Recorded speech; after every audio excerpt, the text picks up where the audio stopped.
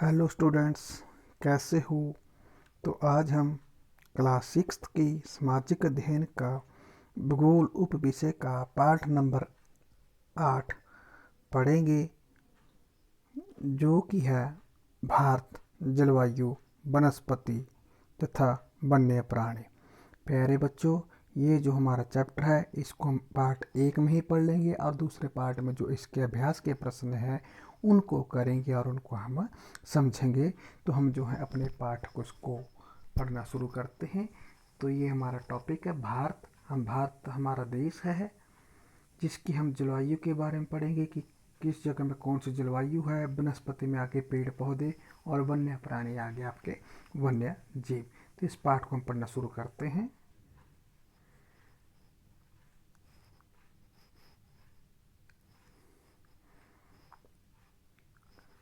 आप मौसम के बारे में प्रतिदिन समाचारों में पढ़ते हैं तथा टेलीविज़न पर देखते हैं अथवा दूसरों को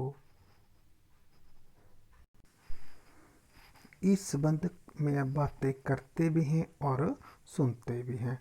आप जानते हैं कि मौसम वायुमंडल में प्रतिदिन दिन प्रतिदिन होने वाला परिवर्तन है। इसमें तापमान, वर्षा, सूर्य का विकिरण इत्यादि शामिल है।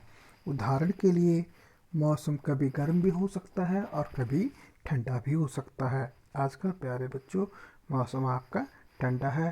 कभी कभी आसमान में बादल छा जाते हैं तथा कभी कभी क्या हो जाती है, वर्षा भी हो जाती है। आपने ध्यान दिया होगा कि जब बहुत दिनों तक मौसम गर्म रहता है तब आपको ऊनी वस्त्रों की आवश्यकता नहीं पड़ती है और आपको खाने पीने में ठंडे पदार्थ जो होते हैं वो भी काफ़ी पसंद लगते हैं। इसके विपरीत जब ठंड होती है तब आपको जो ऊनी वस्त्रों की ज़रूरत पड़ती है और खाने के लिए आपको गर्म गर्म चीज़ें भी पसंद आती हैं। ठंडी और तेज़ हवाएं भी ठंड के मौसम में चलती हैं। अब हम मौसम के बारे में पढ़ेंगे कि मौसम कितने प्रकार के होते हैं प्यारे बच्चों। तो सबसे पहले सर्दी, जो आज का मौसम चला है। उसके बाद आपकी गर्म ऋतु आएगी, यानी गर्मी आएगी। उसके बाद आपकी वर्षा ऋतु आएगी और उसके बाद आएगी सर्द ऋतु। अब हम जानने की कोशिश करते हैं कि कब सर्दी का मौसम होता है, कब गर्मी का मौसम होता है, कब वर्षा का मौसम और कब सर्द ऋतु का मौसम। दिसंबर से लेकर फरवरी तक आपकी सर्दी का मौसम रहता है। मार्च से लेकर मई तक आपका गर्मी का मौसम रहता है। जून से सितंबर तक आपका जो है वर्षा का मौसम रहता है, जिसको हम दक्षिण पश्चिमी मानसून का मौसम बोलते हैं। अक्टूबर और नवंबर को आपको सर्द ऋतु होती है, जो मानसून के लौटने का मौसम उसको हम कहते हैं। अब आगे बढ़ते हैं शीत ऋतु। शीत ऋतु देखते हैं इसके बारे में कि ठंडे मौसम में सूर्य की किरणें सीधी नहीं पड़ती हैं। इसका कारण वो प्यारे बच्चों, हमारी पृथ्वी पर ठंड जब होती, ठंड हमें कब लगती है, जब सूर्य की किरणें पृथ्वी पर सीधी नहीं पड़ती हैं, जिसके परिणाम स्वरूप क्या होता है, उत्तर भारत का तापमान कम हो जाता है और हमें क्या लगती है, ठंड लग जाती है। उसके बाद आ गया ग्रीष्म ऋतु। जो ग्रीष्म ऋतु होती है प्यारे बच्चों, शीत ऋतु के विपरीत चलती है। जो गर्म के मौसम में, यानी गर्मी के मौसम में सूर्य की किरणें कैसे पड़ती हैं, सीधी पड़ती है। और ठंड के मौसम में सीधी नहीं पड़ती और यहाँ पर सीधी पड़ती हैं, जिसके क्या होता है, परिणाम स्वरूप जो तापमान है बहुत बढ़ जाता है। दिन के समय जो है समय गर्म एवं शुष्क पवन बहती है, जिसे हम क्या कहते हैं, लू कहते हैं। अब आगे चलते हैं हम। अब जो वर्षा है इसको जो है विभिन्न भारत के विभिन्न हिस्सों में, यानी विभिन्न भाषाओं में विभिन्न विभिन्न नामों से जाना जाता है। हिंदी में वर्षा कहते हैं और उर्दू में बारिश, मराठी में पाउस और बंगाली में, यानी जो हमारे पश्चिम बंगाल वगैरह के वहाँ इलाके हैं वहाँ पर इसको वर्षा के नाम से हम जानते हैं।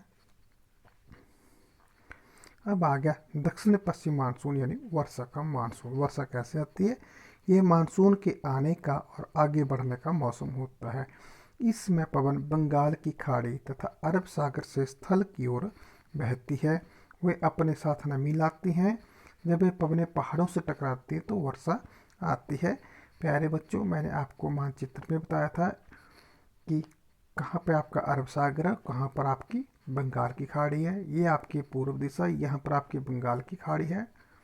और ये आपका जो पश्चिम दिशा है, ये आपका जो है अरब सागर है। ये यहाँ कहता है कि जो पवनें होती हैं वो जो है आपकी सागर से किसकी ओर लगती हैं बहने, स्थल की ओर बहने लगती हैं, जिसके साथ वो नमी लाती हैं और पहाड़ों से टकराती है, और तब क्या होती है, वर्षा होती है। अब आगे चलते हैं मानसून के लौटने का समय। इस समय पवन स्थल के भागों से लौटकर बंगाल की खाड़ी की ओर बहती है। यह मानसून के लौटने का समय होता है।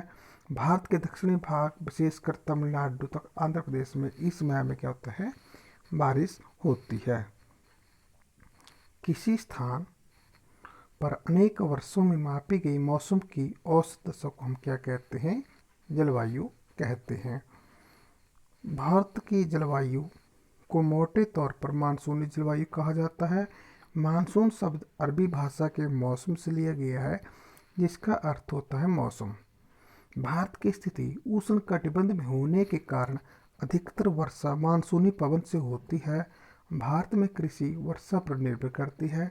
अच्छे मानसून का मतलब होता है पर्याप्त वर्षा और प्रचुर मात्रा में फसलों सब्जियों का उत्पादन। किसी स्थान की जलवायु उसकी स्थिति, ऊंचाई, समुद्री से दूरी तथा उच्चावाच पर निर्भर करती है। इसलिए हमें भारत की जलवायु में क्षेत्रीय विभिन्नता का अनुभव होता है। राजस्थान के मरुस्थल में स्थित जैसलमेर, बीकानेर बहुत गर्म स्थान है, जबकि जम्मू कश्मीर के द्रास एवं कार्यकाल बर्फीली ठंड पड़ती है, और जो क्या है बहुत ठंडे स्थान है। तटीय क्षेत्र जैसे मुंबई, कलकत्ता की जलवायु क्या है मध्य में, ना तो यहाँ पे ज़्यादा गर्म होती है ना ही ज़्यादा ठंडे होते हैं। समुद्र तट पर होने के कारण यह स्थान बहुत ही अधिक आर्द्र है। विश्व में सबसे अधिक वर्षा कहाँ होती है प्यारे बच्चों, मेघालय के मौसिनराम में होती है, जब किसी किसी वर्ष राजस्थान के जैसलमेर में वर्षा होती ही नहीं है। अब हमारे आगे आ गया प्राकृतिक वनस्पति, यानी पेड़ पौधों के बारे में हम पढ़ेंगे प्यारे बच्चों। हम अपने चारों तरफ विभिन्न प्रकार का पादप जीवन देखते हैं। हरे घास वाले मैदान में खेलना कितना अच्छा लगता है। कुछ पौधे छोटे होते हैं जिन्हें हम क्या कहते हैं, झाड़ी कहते हैं। इसमें आएंगे कैक्टस, फूल वाले पौधे इत्यादि। इसके अतिरिक्त कुछ वृक्ष बहुत लंबे होते हैं जिनकी शाखाएं तथा पत्तियां होती हैं, जैसे नीम, आम। तथा कुछ वृक्ष ऐसे होते हैं जिनकी मात्रा बहुत कम होती है, पत्तियों की मात्रा बहुत कम होती है। उनमें नारियल, घास, झाड़ियाँ, पौधे जो मनुष्य की बिना सहायता के उगते हैं, उन्हें क्या कहते हैं, प्राकृतिक वनस्पति। प्राकृतिक वनस्पति किसे कहते हैं प्यारे बच्चों, जो बिना किसी मनुष्य की सहायता के उगते हैं, उन्हें हम प्राकृतिक वनस्पति कहते हैं। क्या आप नहीं सोचते कि ये एक दूसरे से किस प्रकार भिन्न है? अलग अलग जलवायु में अलग अलग प्रकार की वनस्पतियाँ पाई जाती हैं। इनमें वर्षा की मात्रा सबसे महत्वपूर्ण होती है। जलवायु की विभिन्नता के कारण भारत में अलग अलग तरह की वनस्पतियाँ पाई जाती हैं। अब अगला आ गया, हमें वनों की आवश्यकता क्यों होती है, यानी वनों की जरूरत हमें क्यों पड़ती है। तो प्यारे बच्चों, वन हमारे लिए बहुत ही लाभदायक हैं, विभिन्न प्रकार का कार्य करते हैं। पेड़ पौधे ऑक्सीजन छोड़ते हैं जिसे हम सांस के रूप में लेते हैं, तथा कार्बन डाइऑक्साइड को ग्रहण करते हैं, जो पेड़ पौधों की जड़ों की मिट्टियाँ बांध कर रखती हैं, तथा इस प्रकार को मिट्टी के अपरदन को रोकते हैं, मिट्टी के कटाव को रोकते हैं। अब हमें वनों से क्या क्या मिलता है प्यारे बच्चों, ईंधन, लकड़ी, चारा, जड़ी बूटियाँ, लाख, शहद और गोंद इत्यादि प्राप्त होते हैं। वन्य जीवों के प्राकृतिक निवास भी होता है, जो वन होते हैं वो जीवों का प्राकृतिक निवास भी होता है।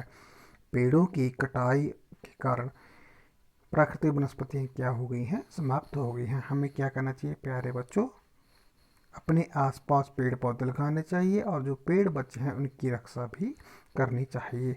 और हमें लोगों को पेड़ों के महत्व के बारे में भी बताना चाहिए, जिससे समाज के सभी लोग क्या हों, जागरूक हों और पेड़ पौधों की रक्षा कर सकें। हम लोग कुछ खास योजना जैसे वन महोत्सव न कर अधिक से अधिक लोगों को इस प्रयास में शामिल कर सकते हैं, जिससे हम अपनी पृथ्वी को क्या कर सकते हैं, हरा भरा भी रख सकते हैं। अब हमें प्यारे बच्चों पेड़ के यहाँ पर पिक्चर दी गई है, इससे हम देखते हैं पेड़ से हमें क्या क्या मिलता है। देखो पेड़ का सबसे पहले फायदा कि जो पेड़ हैं ये मिट्टी को बांधते हैं। उसके बाद पेड़ से हमें फर्नीचर मिलता है, खेलने का सामान मिलता है, ईंधन मिलता है, पशुओं के लिए चारा मिलता है, मनुष्य के लिए रहने के लिए स्थान मिलता है। इसके बाद हमें पेड़ से हमें औषधियाँ भी मिलती हैं, पेड़ से हमें ऑक्सीजन मिलता है। ठीक है, पेड़ से जो है जो हमारे छोटे छोटे जीव होते हैं इनको खाने के लिए भोजन मिलता है, शहद मिलता है। उसके बाद पेड़ से फल मिलता है, पेड़ से हमें गोंद वगैरह मिलता है। और क्या मिलता है, पेड़ से हमें वन्य जीवों का निवास स्थान है, पेड़ से इमारती लकड़ी मिलती है, पेड़ से रबड़ इत्यादि भी हमें मिलता है। अब आगे हमारा वन्य प्राणी यानी जीवों के बारे में हम पढ़ेंगे। वन्य वन विभिन्न प्रकार के वन्य जीवों का निवास होता है। वनों में जंतुओं की हजारों प्रजातियां तथा बड़ी संख्या में विभिन्न प्रकार के सरीसृपों, उभयचरों, पक्षियों, स्तनधारियों, कीटों तथा कृमियों का निवास होता है। बाघ हमारा राष्ट्रीय पशु है। ये देश के विभिन्न भागों में पाया जाता है। गुजरात के गिर वन एशियाई शेरों का निवास स्थान के लिए क्या है, प्रसिद्ध हैं। हाथी तथा एक सींग वाले गैंडे कहाँ पाए जाते हैं, असम के जंगलों में पाए जाते हैं। हाथी केरल कर्नाटक में भी मिलते हैं। ऊंट भारत के रेगिस्तान, जंगली गधा कच्छ के रण में पाया जाता है। जंगली बकरी हिम तेंदुआ भालू हिमालय के क्षेत्रों में पाए जाते हैं। इनके अतिरिक्त बहुत से जानवर बंदर, सियार, भेड़िया, नील गाय आदि जो हमारे देश में पाए जाते हैं। भारत के पक्षियों की भी ऐसी प्रचुरता है। मोर हमारा क्या है प्यारे बच्चों, राष्ट्रीय पक्षी है। भारत में अन्य पक्षी भी हैं, तोता, मैना, कबूतर, बुलबुल तथा बतख आदि पाए जाते हैं। अन्य बहुत सारे राष्ट्रीय पक्षी उद्यान है जो पक्षी वो उनका प्राकृतिक निवास प्रदान करते हैं। उद्यान शिकारियों से पक्षियों की रक्षा करते हैं। क्या आप अपने क्षेत्र में पाए जाने 5 पक्षियों के नाम भी बता सकते हैं? भारत में सांपों की सैकड़ों प्रजातियां भी पाई जाती है, जिनमें कोबरा और क्रात क्या हैं, प्रमुख हैं। आगे देखते हैं। वनों के काटने, जानवरों के शिकार के कारण भारत की बहुत ज़्यादा वन्य प्रजातियां क्या रही, लुप्त हो रही हैं। उन्हें बचाने के लिए नेशनल पार्क, पशु विहार, जीव मंडल आरक्षित क्षेत्र स्थापित किए गए हैं। सरकार ने हाथियों तथा बाघों को बचाने के लिए बाघ परियोजना एवं हस्ती परियोजना जैसे परियोजनाओं को शुरू किया है। क्या आप भारत के कुछ पशु विहारों के नाम लिख सकते हैं और उनके जो मानचित्र में आप बता सकते हैं हमारे वन्य जीव हैं प्यारे बच्चों। आप वन्य जीवों के संरक्षण में भी अपना हाथ बटा सकते हैं। आप जानवरों के शरीर के विभिन्न अंगों जैसे हड्डी, सींग, पंख से बने पदार्थों को खरीदने से इनकार कर सकते हैं। तो प्यारे बच्चों, वन्य जीव सप्ताह कब मनाते हैं? प्रत्येक वर्ष हम लोग अक्टूबर माह के पहले सप्ताह को वन्य जीव सप्ताह मनाते हैं, ताकि वन्य जीव को हम सुरक्षित यानी उनको बचा सके तथा लोगों को उनके बारे में हम जागरूक कर सके। तो प्यारे बच्चों, ये हमारा पाठ नंबर 8 था भूगोल विषय का, जिसके हमने जो था वन्य जो भारत की जो भौगोलिक स्थिति है, भूगोल जो हमारे मौसम था, वन्य जीव और पेड़ पौधों के बारे में हमने पढ़ा और उसके बारे में हमने जाना। अब अगले पार्ट में जो है इसके अभ्यास के प्रश्नों को करेंगे और उनको हम समझेंगे भी।